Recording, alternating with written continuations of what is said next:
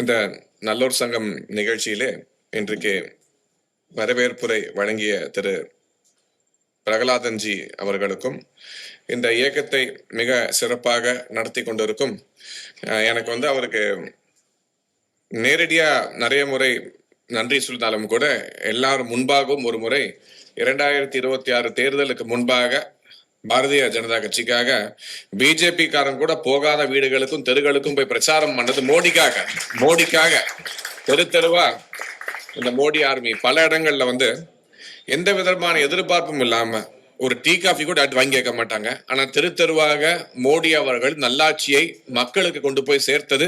இன்னும் சொல்ல போனா எங்க பிஜேபி காடர்ஸ்க்கு நாங்க அட்வைஸ் பண்ணி சொல்லுவோம், நிறைய விஷயங்கள் நம்ம பத்மநாபன்ஜியோட குரூப்ல இருந்து கத்துக்கணும்.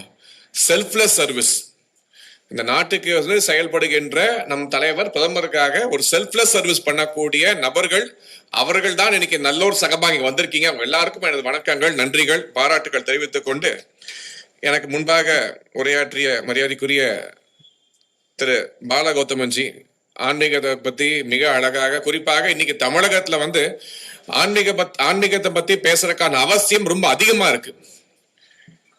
ஏன்னு கேட்டீங்கன்னா இங்க இருக்கக்கூடிய அரசியல் இது என் டாபிக் இல்ல, இருந்தாலும் இங்க இருக்கக்கூடிய அரசியல் என்பது பாத்தீங்கன்னா கடவுள்கள்னா காமனா கிடையாது. ஹிந்து கடவுள்களை சிறுமைப்படுத்தக்கூடிய ஒரு நிகழ்வு அப்படிங்கிறது ரொம்ப வேகமா நடைபெற்று கொண்டிருக்கிறது. ஒரு சின்ன எக்ஸாம்பிள் இருக்கா சொல்றேன். நிறைய பேர் இங்க இங்கிலீஷ் படம் பாக்குறவங்களுக்கு ஒரு படம் கேள்விப்பட்டிருப்பீங்க. தார்னு ஒரு படம் கேள்விப்பட்டிருக்கீங்களா? தார்னு படம் ஃபேமஸ் படம், சின்ன பசங்க கூட தெரியும். தார் அப்படிங்கிறது ஒரு இன்னைக்கு யாரை கேட்டாலுமே என்ன சொல்லுவாங்க, ஒரு காமிக் கேரக்டர். அவெஞ்சர்ஸ் அப்படிங்கிற படத்துல வரக்கூடிய காமிக் கேரக்டர். தார் அவரோட தம்பி லோக்கி ரெண்டு பேருமே இப்ப சினிமா கேரக்டரா பாக்குறோம். ஆனா நீங்க ஆன்லைன்ல போய் கொஞ்சம் தேடி பார்த்து அந்த தார் லோக்கியோட ஹிஸ்டரி எடுத்தீங்கன்னா they are not comic characters. அது ரெண்டு பேருமே நார்ஸ் மக்கள், ஸ்காண்டினேவியா பகுதியில் இருக்கக்கூடிய நாடுகளுக்கான தெய்வம். அவங்க காட்ஸ். ஆக்சுவலா they are the god of lightning, god of thunder, god of rain. மக்கள் வர்ண பகவான வழிபடுற மாதிரி அந்த கடவுள்களை தார் லோக்கிய மிகப்பெரிய கடவுள்கள். ஆனா இன்னைக்கு அவங்க காமிக் கேரக்டர். சோ எப்படி கடவுளை மனிதன் கடவுள் கிடையாது, ஒரு சூப்பர் ஹியூமன் அப்படின்னு சொல்லி காமிக் கேரக்டரா மாத்தினாங்களோ, அதே மாதிரி ஆன்மீகம் தடைத்திருக்கக்கூடிய இந்த பூமியில நம்ம தமிழ்நாட்டுல நம்ம தமிழ் கடவுள் முருகன் கடவுளே இல்ல மனிதன் தான் அப்படின்னு சொல்லி மாத்திரக்கார ஒரு முயற்சியில இங்க இறங்கி இருக்காங்க. ஆனா எந்த காலமானாலும் சரி, எவனுக்கு அப்பா வந்தாலும் சரி நடக்காது அப்படின்னு சொல்லி நம்ம ஒவ்வொருவரும் திரும்ப நிரூபிச்சு காட்ட வேண்டும். இது ஒரு கட்டாயம். குறிப்பாக அடுத்த தலைமுறைக்கு இன்னைக்கு ஆன்மீகத்தை சொல்லி கொடுக்கணும், அவசியத்தை சொல்லி கொடுக்கணும். இன்னைக்கு இந்த கடவுள் இல்லை அப்படின்னு சொல்றது ரொம்ப கூல் அப்படின்னு நினைக்கக்கூடிய ஒரு சின்ன பர்சன்டேஜ் ஆஃப் பீப்புள் இருக்காங்க. ஒரு கூலா ஃபீல் பண்றாங்க, கடவுள்லாம் கிடையாது, நாங்க ரொம்ப மாடர்ன் அப்படின்னு சொல்றது ஸ்டைலிஷ் அப்படின்னு நினைக்கக்கூடிய ஒரு சமூகம் இருக்கு. இது வெளியே இருந்து இந்தியாவுக்கு வெளியே நடக்கக்கூடிய ஒரு ப்ராஜெக்ட். முதல்ல உங்க கடவுள்களை சாக்ரிலேஜ் பண்ணியாச்சுனாலே அந்த கல்ச்சர் வீழ்ந்துரும். அப்ப ஆட்டோமேட்டிக்கா மத்த மதங்கள் உள்ள கொண்டு வரலாம் அப்படிங்கறதுக்கு அந்த எஃபர்ட்டை எந்த இடத்துல நம்ம விட்டுறக்கூடாது. அது ரொம்ப நம்ம கவனமா இருக்க வேண்டும் அப்படிங்கறத மட்டும் இன்று உங்களிடம் கூறிக்கொண்டு, சாரி என் டாபிக் இல்ல, நான் டாபிக் உள்ள போயிருக்க கூடாது, பட் இருந்தாலும் சொல்ல வேண்டிய கட்டாயம் அவசியத்தினால இதை பத்தி நான் பேசியிருந்தேன். அதே போல தமிழகத்தில் தேசியத்தை பத்தி மிக அழகாக தெளிவாக சுருக்கமாக கூறிய எங்கள் கட்சியின் மாநில துணைத் தலைவர் அண்ணன் திரு டால்ஃபின் ஸ்ரீதர் அவர்களுக்கும் வணக்கங்களை தெரிவித்துக் கொண்டு, எனக்கு இன்னைக்கு பேச சொன்ன டாபிக் தமிழக அரசியல் சூழல், ப்ராப்ளம் ஆர் அன் ஆப்பர்ச்சுனிட்டி. என்ன பொறுத்த வரைக்கும் அரசியல் இல்ல, வாழ்க்கையிலே பொதுவா பாத்தீங்கன்னா ஆப்பர்ச்சுனிட்டி எப்ப பறக்கும்னா எங்கெல்லாம் ஒரு ப்ராப்ளம் இருக்கோ அங்கதான் நம்ம சொல்யூஷன் தேடுவோம். சொல்யூஷன் தேடும் போதுதான் ஆப்பர்ச்சுனிட்டி கிடைக்கும். வெறுமன் ஆப்பர்ச்சுனிட்டி வராது. எங்க ப்ராப்ளம் இருக்கோ அப்பதான் நமக்கு மைண்ட் யோசிக்க ஆரம்பிக்கும். ஐயோ பெரிய பெரிய ப்ராப்ளம் வந்துருச்சு, இதுக்கப்புறம் நம்ம கண்டிப்பா ஒரு சொல்யூஷன் தேடணும். அந்த சொல்யூஷன் தேடும் போது நமக்கே தெரியாம ஒரு மிகப்பெரிய ஆப்பர்ச்சுனிட்டி வரும். அந்த ஆப்பர்ச்சுனிட்டியை கீயா யாரு பயன்படுத்துறாங்களோ அவங்க வந்து ஜெயிப்பாங்க வாழ்க்கையில. அதை நம்ம எப்படி பயன்படுத்த போறோம் அப்படிங்கிறதுக்கு காலம் பதில் சொல்லும். ஆனா ஆப்பர்ச்சுனிட்டி கண்டிப்பா இருக்கு. ஏன்னு கேட்டீங்கன்னா இன்னைக்கு தமிழக அரசியல ஒரு மிகப்பெரிய ப்ராப்ளம் வந்திருக்கு. எல்லாருக்குமே இந்த நியூட்டன்ஸ் லா ஆஃப் கிராவிட்டி பத்தி தெரியும். மரத்துல இருந்து ஒரு ஆப்பிள் கீழே விழுந்ததுனால, அதுவும் குறிப்பாக நியூட்டன் தலையில விழுந்ததுனாலதான் இன்னைக்கு நம்ம லா ஆஃப் கிராவிட்டி அப்படிங்கிற கான்செப்டை கண்டுபிடிச்சிருந்தோம். அன்னைக்கு ஒருவேளை ஆப்பிள் அவர் தலையில விழலன்னா அந்த கிராவிடேஷனல் லா பத்தி நீங்க யாரும் பேசியிருக்க மாட்டா, பெருசா வந்திருக்காது. பிகாஸ் அந்த லா எதுக்காக அந்த லா பத்தி பர்டிகுலரா சொல்றேன்னா, இன்னைக்கு இருக்கக்கூடிய நிறைய விஷயங்களுக்கு அது அடித்தளம், பேஸே அந்த லா ஆஃப் கிராவிட்டி தான். அதாவது நிறைய விஷயங்கள் வந்து நம்ம கண்டுபிடிக்க நிறைய பேசுறோம். ஒருவேளை ஆப்பிள் பழத்துக்கு பதிலாக மரக்கிளை விழுந்திருந்தா இன்னைக்கு நியூட்டன் இருந்திருக்க மாட்டாரு, நிலைமை மாறி போயிருக்கும். அந்த மரக்கிளை விழுந்த நிலைமை தான் இன்னைக்கு அன்பார்ச்சுனேட்டா தமிழ்நாட்டுக்கு வந்து சேர்ந்திருக்கு. இங்க இருக்கக்கூடிய அப்படி ஒரு அரசியல் மாற்றம், நம்ம எதிர்பார்க்காத அரசியல் மாற்றம் வந்திருக்கு. ஆனாலும் அந்த பிரச்சனைய, இந்த ப்ராப்ளத்தை ஒரு ஆப்பர்ச்சுனிட்டியா பயன்படுத்தி நிச்சயமாக தமிழ்நாட்டுக்கு ஒரு நல்ல எதிர்காலம் வரும், அதை அமைப்போம் அப்படிங்கிற நம்பிக்கை இருக்கு. 2-3 நல்ல விஷயங்கள் நடந்திருக்கு. தமிழ்நாடு அரசியல் பாத்தீங்கன்னா மற்ற மாநிலங்கள் மாதிரி கிடையாது, வேற வெரி டிஃபரெண்ட் ஸ்டேட். டால்பின் நான் பேசும்போது எப்படி தமிழ்நாடு வந்து தேசியத்துல இந்த சுதந்திர போராட்டத்திலாம் எவ்வளவு இன்வால்வ்டா இருந்தாங்க நிறைய சொல்லியிருந்தார். ஆனாலும் நம்ம ஒப்புக்கொள்ள வேண்டிய விஷயம், காங்கிரஸோட வீழ்ச்சிக்கு பிறகு கடந்த 60 ஆண்டுகளாக தேசிய கட்சிகளுக்கு தமிழ்நாட்டில் ஒரு பெரிய இம்பார்ட்டன்ஸ் அப்படிங்கிறது மக்கள் மத்தியில வரல. காங்கிரஸோட வீழ்ச்சியில பிறந்தது திமுக. திமுகவிலிருந்து பிரிஞ்சு வந்தது அண்ணா திமுக. இந்த 2 கட்சி வந்ததுக்கு அப்புறம் தமிழ்நாடு பாலிடிக்ஸ் அப்படிங்கிறது டிஎம்கே வர்சஸ் ஏடிஎம்கே. இங்கி பிங்கி பாங்கி விளையாடினா கூட 3 ஆப்ஷன் இருக்கும். ஆனா தமிழ்நாடு பாலிடிக்ஸ்ல பூவா தலையா 2 ஆப்ஷன் தான், ஒன்னு டிஎம்கே இல்ல ஏடிஎம்கே. தமிழ்நாடு பொறுத்த வரைக்கும் மக்கள் ஓட்டு போடுறது, இங்க இருக்க நிறைய பேர் தப்பா நினைச்சுக்க, நிறைய பேர் ஓட்டு போடுறது கூட டிஎம்கே வரக்கூடாது ஏடிஎம்கே போட்டிருப்பீங்க, இல்ல ஏடிஎம்கே வரக்கூடாது டிஎம்கே போட்டிருப்பீங்க. அந்த ஒரு நெகட்டிவ் பாலிடிக்ஸ். இவங்க தான் ஜெயிக்கணும் அப்படி நினைச்சதை விட இவங்க ஜெயிக்க கூடாது அப்படி நினைச்சு ஓட்டு போட்டவங்க ஜாஸ்தி. இதை நம்ம வந்து நிறைய பின்பற்று இருக்கோம். என்ன நடந்தாலும் சரிடா, இந்த எலெக்ஷன் திமுக வந்துடக்கூடாது, 2026 நடந்தது அதுதான், என்ன ஆனாலும் திமுக வந்துடக்கூடாது அப்படின்னு சொல்லி நிறைய பேர் வந்து ஓட்டு போட்டாங்க. சோ இந்த போட்டி அப்படிங்கிறது திமுக வர்சஸ் அண்ணா திமுக அப்படின்னே போயிட்டு இருந்துச்சு. யாரு ஒரு தேர்ட் ஃப்ரண்ட்னால ஃபோர்ஸ்னால வர முடியல. அதற்கு காரணம் மக்களோட ஓட்டிங் பேட்டர்ன். இப்படிதான் ஓட் டிசைட் பண்ணிட்டு இருந்தாங்க. இந்த 2 கட்சிகளும் அதெல்லாம் பயன்படுத்தி கொண்டு ஒரே மாதிரி அவங்களும் இருந்தாங்க. சோ இதனால தேசிய கட்சிகளை மக்கள் நிராகரிச்சாங்களா, குறிப்பாக பிஜேபி மக்கள் நிராகரிச்சான்னு கேட்டீங்கன்னா இல்ல. பிஜேபிக்கு ஓட்டு போடக்கூடிய நபர்கள் இருந்துட்டே இருந்தாங்க. இதை விட அதிக மக்களுக்கு பிஜேபிக்கு ஓட்டு போடணுங்கிற ஆசை இருந்துச்சு. ஆனா நம்ம ஓட்டு போட்டா மட்டும் பிஜேபி ஜெயிச்சிருமா? ஜெயிக்க போறது இல்ல. நம்ம ஓட்டு தவறுனால திமுக வந்துட போகுது அப்படின்னு சொல்லி பயந்து நிறைய பேர் வந்து பிஜேபிக்கு ஓட்டு போட தவிர்த்தாங்க. பட் பார்லிமெண்ட் எலெக்ஷன் மாறுச்சு. 2014ல உலகமே எதிர்பார்த்துச்சு இந்தியாவுக்கு நரேந்திர மோடி அப்படிங்கிறவர் பிரதமரா வரப்போகிறார் அப்படின்னு சொல்லி மிகப்பெரிய பிரச்சாரம். இந்தியா முழுவதும் ஒரு மிகப்பெரிய வெற்றி, சிங்கிள் மெஜாரிட்டி. ஆனாலும் தமிழ்நாட்டில் ஒரு மிகப்பெரிய சக்சஸ் வரல. ஏன்னு கேட்டீங்கன்னா அனைவரும் மதிக்கக்கூடிய அன்றைய தினத்தில் அம்மையார் அவர்கள் உயிரோடு இருந்தாங்க. அவங்களோட ஆளுமைக்கு கிடைச்ச வெற்றி அதிமுக ஒரு மிகப்பெரிய வெற்றியை எடுத்தாங்க. திமுக 3rd பிளேஸ்க்கு போறாங்க, டெபாசிட் இழக்கிறாங்க. ஆனா அன்றைய சூழ்நிலையில கூட அதிமுக இருந்த நபர்கள், அம்மையார் ஜெயலலிதா பிரைம் மினிஸ்டர் ஆயிடுவார் நம்மன ஒரு காலகட்டத்தில் மோடியா லேடியான்னு கேட்டு பிரச்சாரம் பண்ண காலகட்டத்தில் கூட அதிமுக ரொம்ப ஃபார்ம்ல இருந்தாங்க. ஃபுல் ஃபோர்ஸ் இன்னைக்கு மாதிரி கிடையாது, அன்னைக்கு ஃபுல் ஃபோர்ஸ்ல இருந்தாங்க. அந்த சூழ்நிலையில் கூட தர்மபுரியில பிஜேபியோட அலையன்ஸ்ல இருந்த பாமகவின் தலைவர் மரியாதைக்குரிய அண்ணன் திரு அன்புமணி ராமதாஸ் ஜெயிச்சாங்க. கன்னியாகுமரியில ஐயா திரு பொன் ராதாகிருஷ்ணன் ஜெயிச்சு மினிஸ்டர் ஆனாங்க. சோ தமிழ்நாட்டுல பிஜேபிக்கான ஒரு ஆப்பர்ச்சுனிட்டி அன்னைக்கு ஓபன் ஆச்சு. பட் அடுத்த 5 இயர்ஸ்ல அன்பார்ச்சுனேட்டா நெகட்டிவ் ப்ராபகண்டா எந்த அளவுக்கு வேலை பார்க்கும் அப்படின்னு சொல்லி திமுக ப்ரூவ் பண்ணாங்க. கண்டினியூஸா அடிச்சாங்க. ஒன்லி நெகட்டிவ் ப்ராபகண்டா, மக்களை பயமுறுத்தினாங்க. பிஜேபி உள்ள வந்துரும் பயமுறுத்தி ஒரு ஃபியர் சைக்காசிஸை பயன்படுத்தி 2019 ஒரு மிகப்பெரிய பின்னடைவு ஒத்துக்கணும், மிகப்பெரிய பின்னடைவு பிஜேபி சந்திச்சிச்சு. பட் அது வாஸ் அ லெசன் லேர்ன்ட். எப்பெல்லாம் ப்ராப்ளம் வருதோ நம்ம வந்து பாடம் கற்றுக்கொள்வோம். அந்த பாடத்தை கற்றுக்கொண்டு துணிவோடு 2024 பாராளுமன்ற தேர்தலை அணுகினோம். அப்ப பார்த்து எல்லாருக்குமே தெரிஞ்சிருக்கும், ஒரு 19% பிஜேபி வாங்குற அளவுக்கு ஒரு மிகப்பெரிய சக்தியாக தமிழகத்தில் உருவாகி BJP is here to stay அப்படின்னு ப்ரூவ் பண்ண எலெக்ஷன் 2024.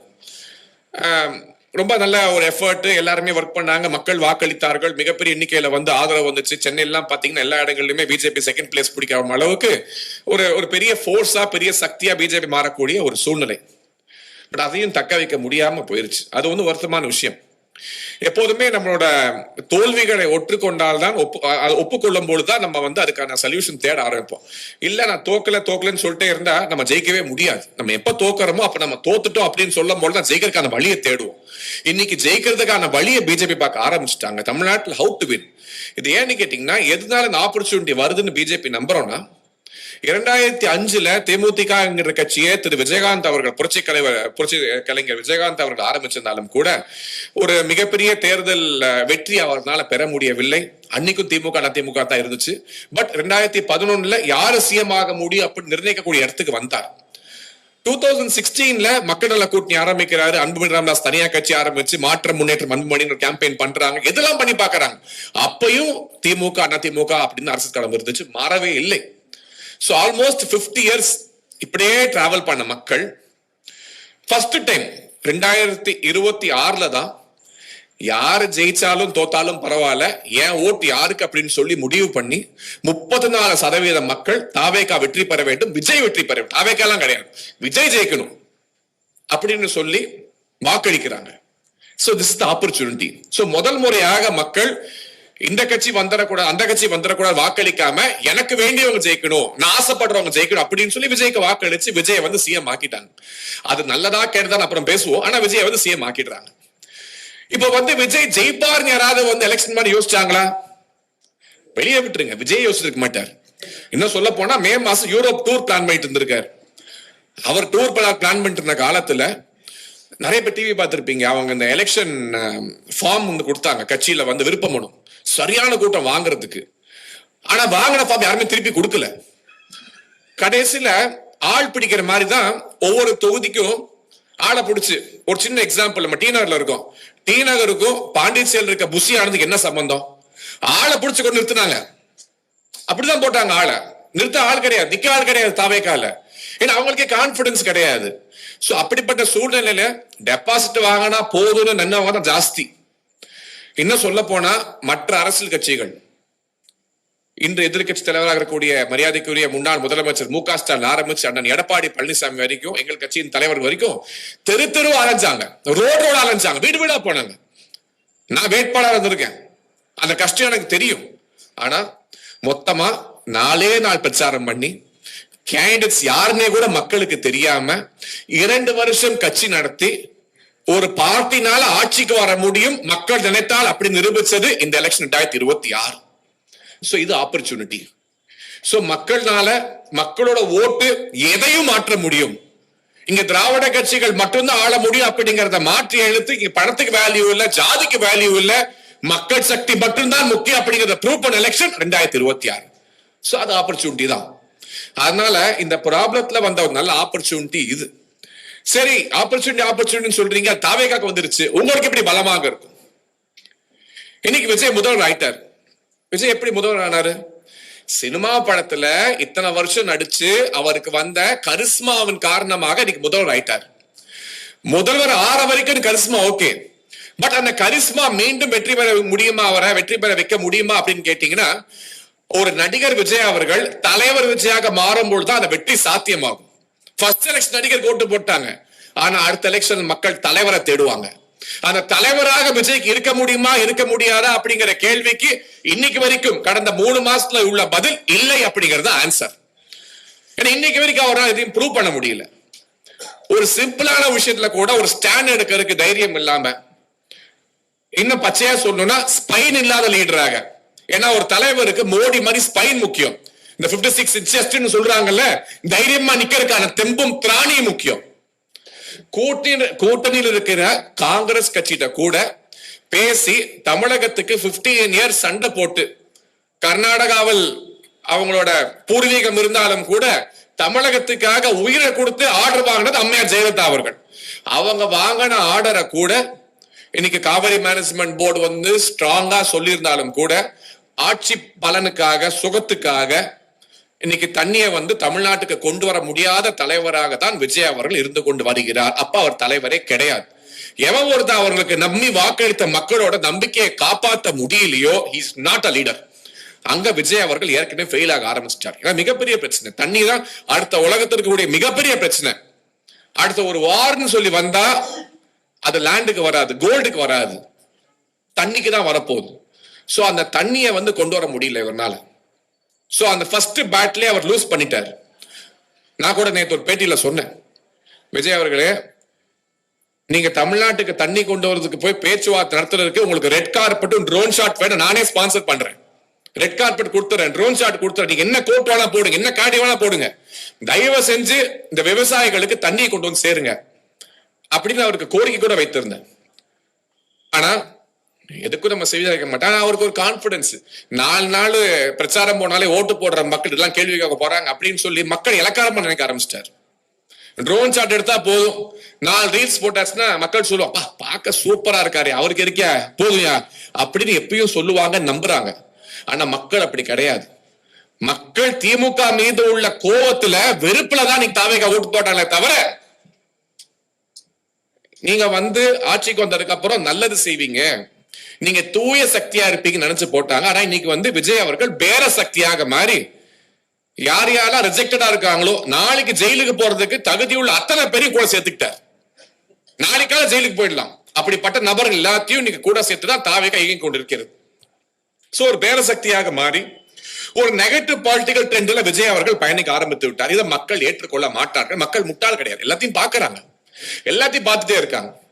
ஒரு பாயிண்ட்டுக்கு அப்புறம் நடிகருக்கான கரிஸ்மா போயிருச்சுன்னா, ஒரு நடிகருக்கான கரிஸ்மா போனதுக்கான சின்ன உதாரணம் விஜய் அவர்கள் எவ்வளவு குப்பை படம் நடிச்சாலுமே, அவர் படம் முக்காசு குப்பையா தான் இருக்கும், எவ்வளவு குப்பை படம் நடிச்சாலும் படம் சூப்பர் ஹிட் ஆயிடும், பிளாக் பஸ்டர். ஆனா தமிழக முதலமைச்சர் திரு விஜய் அவர்கள் நடித்த ஜனநாயகன் ஊத்தி மூடல என்ன தெரியுதுன்னா, மக்கள் மத்தியில் அவர் செல்வாக்கு சரி ஆரம்பித்து விட்டது. நல்ல கவர்மெண்ட் கொடுத்தா போய் படத்தை பார்த்திருப்பாங்க. மக்களுக்கு ஒரு வெறுப்பு, என்னடா கவர்மெண்ட், பெண்கள் பாதுகாப்பு இல்ல, லாக்அப் டெத், தண்ணி இல்ல, 10 லட்சம் பேருக்கு கரண்ட் 3 மடங்கு உயர்த்தி வருகிறது, இதெல்லாம் பாக்குறாங்க.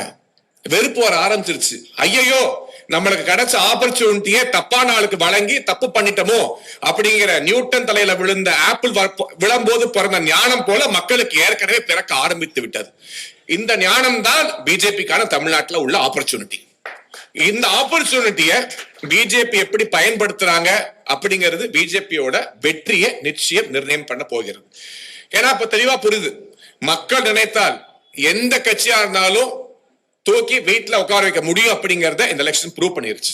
யாராக இருந்தாலும் மக்கள் மீது வெறுப்பு வந்துருச்சுன்னா தூக்கி அடிச்சிருவாங்க மக்கள் அப்படிங்கிறது வந்து இன்னைக்கு இந்த எலெக்ஷன் ப்ரூவ் பண்ணிருச்சு. அதே சமயத்துல பிஜேபி பொறுத்தவரை பிஜேபி வந்து டெஸ்ட் மேட்ச் மாதிரி, they play a long innings. T20 கிடையாது பிஜேபிக்கு, டிவிக்கு as a T20 party. BJP வந்து டெஸ்ட் கிரிக்கெட் மாதிரி லாங் ஸ்டே போக மாட்டாங்க. ஒரிசா போல ஒரு மாநிலம், நவீன் பட்நாயக் குடும்பம் தான் காலகாலமா இருக்காங்க. ஆனா நல்ல மனிதர், இங்க இருக்க திமுக குடும்பம் மாதிரிலாம் கிடையாது. குட் மேன், நல்ல ஒரு கவர்னன்ஸ் கொடுத்தாரு. இருந்தாலும் தொடர்ச்சியாக அந்த அவர் ஆட்சியில இருந்த குறைகளை கூட தெளிவாக சுற்றி காட்டி மக்கள் மத்தியில நம்பிக்கையை பெற்று மக்கள் செல்வாக்கை பெற்று இன்னைக்கு ஒரிசால கவர்மெண்ட்ல இருக்கிறது பிஜேபி. அதே போலதான் வெஸ்ட் பெங்கால், கம்யூனிஸ்ட் அசைக்கவே முடியாதுன்னு சொன்னாங்க. அந்த கம்யூனிஸ்ட தூக்கி எறிஞ்சு மம்தா பானர்ஜி வராங்க. கொடுங்கோல் ஆட்சி, பக்கமே போக முடியாது, தொடவே முடியாது. பங்களாதேஷ் இமிகிரன்ஸ் மைக்ரன்ஸ் எல்லாத்தையும் உள்ள இருக்காங்க ஓட்டு போடுறதுக்கு. எத்தனை கொலைகள், ரத்த ஆறு ஓடுது, அத்தனை பலி. ஆனா எதையும் கடந்து அந்த பிஜேபி கொடிய கையில புடிச்சவன் கொடிய கீழே போடவே இல்லை, புடிச்சு நின்னான், தைரியமா எதிர்த்து நின்னான். இன்னைக்கு வெஸ்ட் பெங்கால் பிஜேபி ஆட்சி.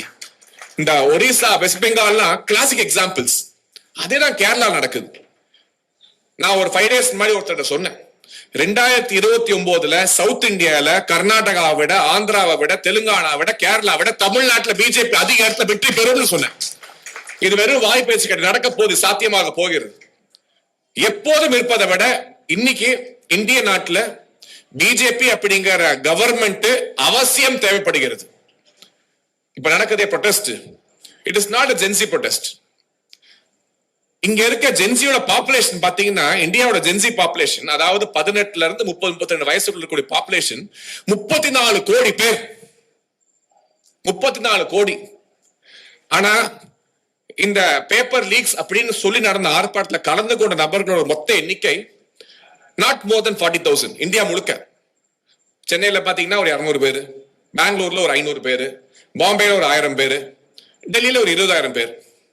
சோ ஆல் ஓவர் இந்தியா எடுத்தா கூட 40,000 பேர் தாண்டி இருக்க மாட்டாங்க. சோ 0.01% ஆஃப் த பாப்புலேஷன் தான் போராட போறாங்க. They do not represent the Gen Z of our country. ஏன்னு கேட்டீங்கன்னா, இப்ப இருக்க மில்லனியல்ஸ், நாலா மில்லனியல்ஸை விட இப்ப இருக்கக்கூடிய ஜென்சி என்பவர்கள் இந்திய நாட்டோட வளர்ச்சியில அதிக கவனம் கொடுத்து, ஆல்கஹால் மீது நம்பிக்கை இல்லாம மெடிடேஷனும் ஸ்பிரிச்சுவாலிட்டியும் தான் அவங்களுக்கு அதிகப்படியான நிம்மதியை கொடுக்குது அப்படின்னு நம்பக்கூடிய, நம்ம கல்ச்சரை பாதுகாக்கக்கூடிய உண்மையான ஒரு ஜெனரேஷன் யாருன்னா அந்த ஜென்சி தான். They are working in labs. They are doing startups பண்றாங்க, லேப்ல இருக்காங்க, சாஃப்ட்வேர் இன்ஜினியர்ஸா வராங்க, மிலிட்டரிக்கு போறாங்க, மிலிட்டரிக்கு வெப்பன்ஸ் தயாரிக்கிறாங்க, நிறைய சாதனைகள் பண்றாங்க, பெற்றோருக்கு அவ்வளவு பெருமையை சேர்க்கிறாங்க. அந்த மொத்த ஜெனரேஷனையும் இந்த 40,000 பேரை வச்சு ஜென்சினா கோவப்படுறாங்க, ஜென்சிக்கு பொறுமை கிடையாது, ஜென்சினா இப்படிதான் அப்படி டிஸ்மிஸ் பண்ற ஏத்துக்க முடியாது. The Gen Z is the backbone of our country. அவங்க தான் ஃபியூச்சர், அவங்க தான் எதிர்காலம். சோ அவங்க நல்லா பண்றாங்க, அவங்களுக்கு நல்ல ஒரு தலைமை தேவை. கேள்வி கேட்கறது தப்பே கிடையாது. ஒரு தப்பு நடந்துச்சு, அந்த தப்பா பிஜேபி ஏத்துக்கிட்டாங்க, அக்கௌண்டபிலிட்டியை ஒத்துக்கிட்டாங்க, தவற சரி செய்வதற்கு எல்லா விஷயமும் பண்றாங்க. அது பிஜேபியோட நேர்மை. ஆனா இந்த போராட்டத்தை ஊக்குவிச்சு களத்துக்கு கொண்டு வந்தது யார் அப்படி நம்ம யோசிக்கணும். இவ்வளவு பெரிய போராட்டத்தை யார் ஸ்பான்சர் பண்றா? இந்த சௌரவ் தாஸ் தங்குறதுக்கு 9 லட்சம் ரூபாய்க்கு வீடு வாடகை யார் கட்டுறா? அமெரிக்காவோட அபிஜித்துக்கு இந்தியா மேல என்ன அவ்வளவு அக்கறை? சோ இந்த கேள்விகளுக்கான பதில் நம்ம தேடணும். எதுக்கு எல்லா ஊரையும் விட்டு கிளம்பி இந்தியாவுக்கு வரானுங்க? எதுக்கு national media, sorry international media முழுவதும் இதை ஒரு பெரிய செய்தியா, இன்னைக்கு லண்டன் நடக்காத ரேப்பா இல்ல ஸ்பெயின் நடக்காத இமிகிரண்ட் ப்ராப்ளம் அதெல்லாம் விட்டுட்டு இந்த ஒரு நிகழ்ச்சியை மட்டும் ஏன் போக்கஸ் பண்றாங்க? ஏன்னு கேட்டீங்கன்னா, அது இன்னைக்கு இந்தியாவோட வளர்ச்சி யாருனாலும் பொறுத்துக்க முடியல. நம்பர் 1 நம்பர் 2 இருந்த கண்ட்ரீஸ்க்கு இன்னைக்கு டைரக்ட் காம்படிஷன் யாருன்னா இந்தியா. அந்த ஸ்பீட்ல வளர்ந்துட்டு இருக்கோம். லாஸ்ட் 30 டேஸ்ல மட்டும் நடந்த டெவலப்மெண்ட்ஸ் மட்டும் பட்டியலிட்டா நீங்க போயிட்டே இருக்கலாம். அவ்வளவு டெவலப்மெண்ட்ஸ். அமெரிக்கால ஒரு போர்க்கப்பல் தயாரிக்கிறதுக்கு $13 பில்லியன் ஆகுது. அந்த $13 பில்லியன் பாத்தீங்கன்னா, தமிழ்நாட்டில் லட்சக்கணக்கான வீடு, லட்சக்கணக்கான இல்லங்களுக்கு குடிநீர் வசதி, கழிப்பறை கட்டுறது, PM யோஜனா ஸ்கீம்ல ஆரம்பிச்சு இளைஞர்களுக்கு கடன் கொடுப்பதுல இருந்து பாத்தீங்கன்னா மொத்த மெட்ரோ ட்ரெயின் நெட்வொர்க் தமிழ்நாடு ஃபுல்லா போட்டு முடிச்சு, அதுவும் சென்னையில் 119 கிலோமீட்டர் மெட்ரோ ட்ரெயின் இதை போட்டு முடிச்சு பல்வேறு சாதனைகள். ஒரு எய்ம்ஸ் ஹாஸ்பிட்டல், ISROக்கான பெரிய ஒரு லான்ச் பேட், ஒரு பேஸ், இப்படின்னு சொல்லி பல விஷயங்கள். எத்தனையோ ரயில்வே ஸ்டேஷன், அமிர்த் பாரத்ல railway station, Tamil Nadu railway station அதெல்லாம் புதுப்பிச்சு எத்தனையோ விஷயங்களை அந்த $13 பில்லியன் ஒரு மொத்த ஸ்டேட் டெவலப்மெண்ட் அப்படிங்கிறது இந்தியாவில கொண்டு வரும். யோசிக்கிறோம், ஏன்னா நம்ம ஒரு கப்பல், ஒரு ஏர்கிராஃப்ட் கேரி பண்ற காஸ்ட்ல ஒரு ஸ்டேட்டை டெவலப் பண்ணி முடிச்சிட்டாங்களேன்னு சொல்லி அந்த பொறாமை, அந்த வெறுப்பு, எந்த கண்ட்ரின்னு சொல்ல விரும்பல, ஆனா அது நினைக்கக்கூடிய சில கண்ட்ரிஸ் இன்னைக்கு இந்தியால விளையாடுறாங்க. இவங்களுக்கு இன்னும் கேவலம் என்னன்னா, ராகுல் காந்தி போன்ற தலைவர்கள் துணை போறாங்க. பாதி நாள் வெளிநாட்டுல இருக்காரு. அவர் வெளிநாட்டு போயிட்டு இந்தியா வரும்போதெல்லாம் இங்க கலவரம் வருது. நல்லா யோசிச்சு பாருங்க, எப்பெல்லாம் ராகுல் காந்தி வெளிநாடு போயிட்டு வராரோ இம்மீடியட்டா இந்தியால கலவரம் வரும். சோ இதோட பேக்கிங் என்ன, இதுக்கு பின்னாடி என்ன நடக்குது, பின்பலம் என்ன, ஏன் இந்த பிரச்சனைகள் வருது, நம்ம யோசிக்கணும். யோசிச்சு இந்தியர்களாக நம்ம ஒன்றாக நிற்க வேண்டிய காலத்தின் கட்டாயம் எப்போதும் விட அதிகமா இருக்கு. நம்ம வளர்ந்துட்டே இருக்கோம். நம்ம வளர்ச்சி யாருக்கும் பிடிக்கல. ஆனா அடுத்த 10 ஆண்டுகளுக்கு பிஜேபி ஆட்சி இருந்தால், நரேந்திர மோடி போல் ஒரு தலைவர் நமக்கு பிரதமராக இருந்தால், நிச்சயம் நம் அனைவரும் கனவு கண்ட உலகின் விஸ்வ குருவாக இந்தியா மாறும், பாரதம் தலையெடுக்கும் என்பது மட்டும் உறுதியாக இருக்கிறோம். பேக்கிங்கே கிடையாது. நீட் எக்ஸாம் பத்தி சொல்றாங்க, எவ்வளவு கஷ்டம் பிஜேபிக்கு. எப்படி திமுக காரம்ப பேசுறானோ அதே மாதிரி 4 மெடிக்கல் காலேஜ்ல போயிட்டு, எப்பா எனக்கு 4 சீட்டு கொடுத்துரு, ஒரு சீட்டு 1.5 கோடி நான் எடுத்துக்கிறேன் காசை, டால்பின் 2 சீட்டு, எனக்கு 2 சீட்டு, 10 பிஜேபி காரன் 10 பேர் 10 காலேஜுக்கு போறோம். அழகா நாங்க சம்பாதி சீட் வேண்டாம்னு சொல்லிட்டு போயிடலாம்ல. ஏன் சொல்றது இல்ல? ஸ்டூடெண்ட்ஸ் மேல உள்ள அக்கறை, 40 கவர்மெண்ட் ஸ்டூடெண்ட்ஸ் வந்து போயிட்டு கவர்மெண்ட் ஸ்கூல் ஸ்டூடெண்ட்ஸ் போயிட்டு சேர்ந்த மெடிக்கல் சீட்ல இன்னைக்கு 600 ஸ்டூடெண்ட்ஸ் தமிழ்நாட்டில் போய் சேர்றாங்க. 600 பேர் போறாங்க. எப்படி போறாங்க? Because of NEET. அது எப்படி வேணாம்னு சொல்ல முடியும்? 4 பேர் கொடி பிடிச்சா மக்கள்கிட்ட போயிட்டு பொய்ய பரப்பலாம் அப்படிங்கிறதுக்கெல்லாம் பண்ண முடியாது. இங்க இருக்கக்கூடிய சினிமா நடிகர்களை பயன்படுத்துறாங்க, தவறான இடங்களுக்கு கொண்டு போறாங்க, அவங்களும் விழுறாங்க இந்த டிராப்ல. பட் இந்த டிராப்ல இருந்து, குறிப்பாக சினிமா அப்படிங்கிற டிராப்ல இருந்து தமிழ்நாடு மீட் எடுக்க வேண்டும். இது நம்மளோட லட்சியம், நம்மளோட கடமை. ஆனால் நிச்சயமாக நடக்கும், அது எந்த விதமான சந்தேகமும் இல்லை. சோ நம்மளோட ஆப்பர்ச்சுனிட்டி அப்படிங்கிறது நம்ம கையில இருக்கு. நிச்சயமாக களத்தை இன்னும் கடுமையாக வேலை பார்க்க போகிறோம்.